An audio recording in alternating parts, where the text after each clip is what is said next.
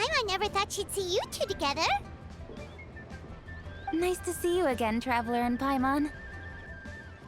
Oh, we're not interrupting anything, are we? Not at all. I wasn't in the middle of an interview or anything. I was just asking Miss KEQING about purchasing a kite. A kite? Are you buying some regional specialties to bring back to Fontaine? Well, yes. And... It seems you haven't heard yet. The theme of this year's Lantern Rite is kites. Oh, so that's why Paimon has seen so many floating in the sky. Liyue Harbor is always changing, so it is only fitting that Lantern Rite should change in turn. The Qixing believes it would benefit Liyue to build on our own cultural foundation by embracing the technologies of other nations. After all, it is said that the stones of another mountain may serve to better polish one's own jade.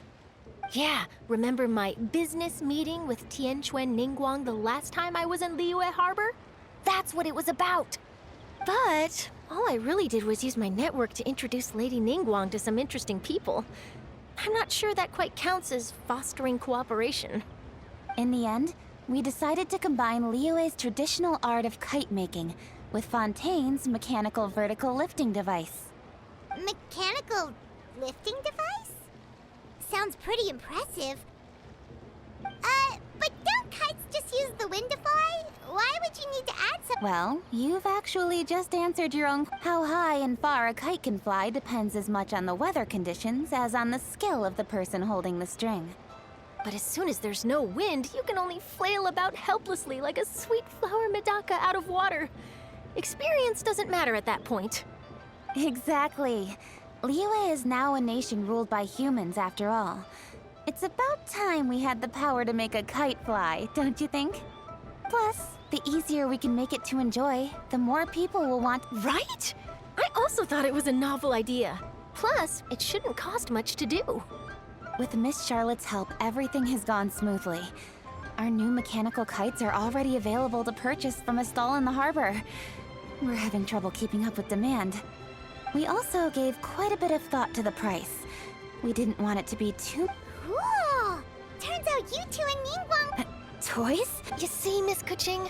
That does seem to be everyone's first reaction.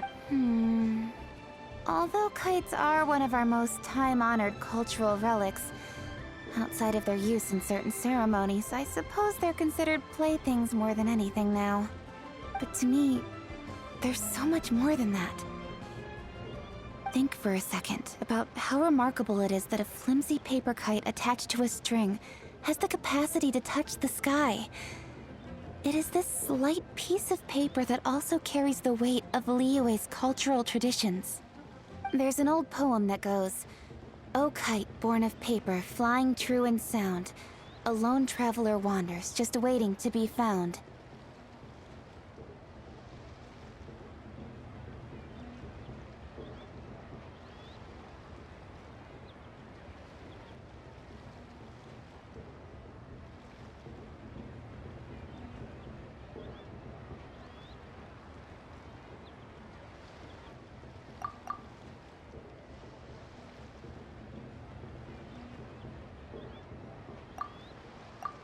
In the past, poets from Liyue used kites to symbolize a feeling of longing, or evoke the peacefulness of idyllic rural scenery.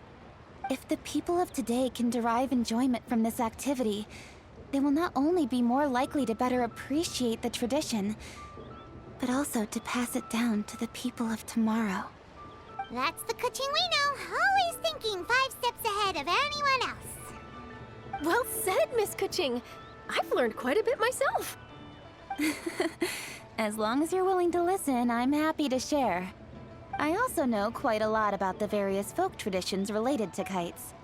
For example, whenever a kite blew away, people would say it was the Adepti that summoned the wind to take it away as an offering. That way, you can turn an unfortunate event into an auspicious one. What about something more fun?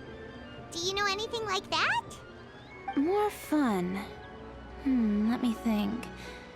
Oh, I suppose we should first talk about how kites are made.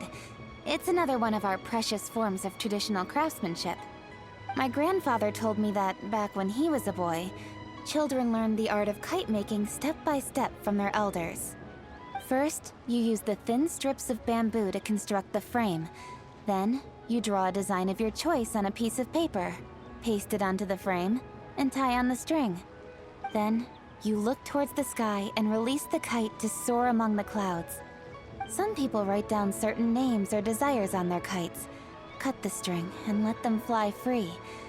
Others may place particular thoughts or meaning into the design itself. Are certain designs associated with certain meanings? I'm gonna jot all of this down.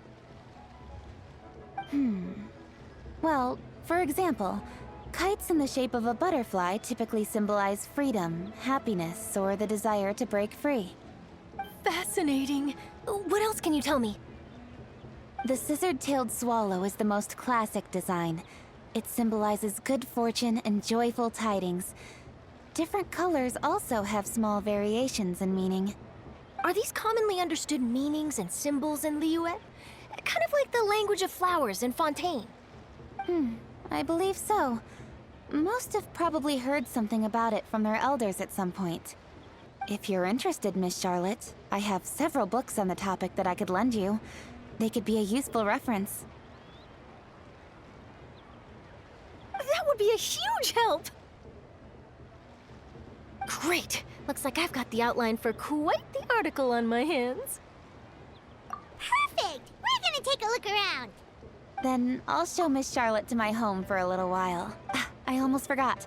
The Ministry of Civil Affairs is hosting a kite flying contest on the night of Lantern Rite.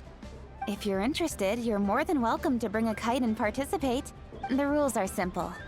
Whoever flies their kite the highest and furthest within the time limit will receive a special honor along with a secret prize. I've already prepared more than enough empty film for the event.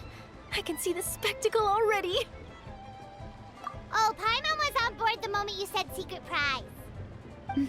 Then I'll look forward to seeing your performance. You bet! See you then!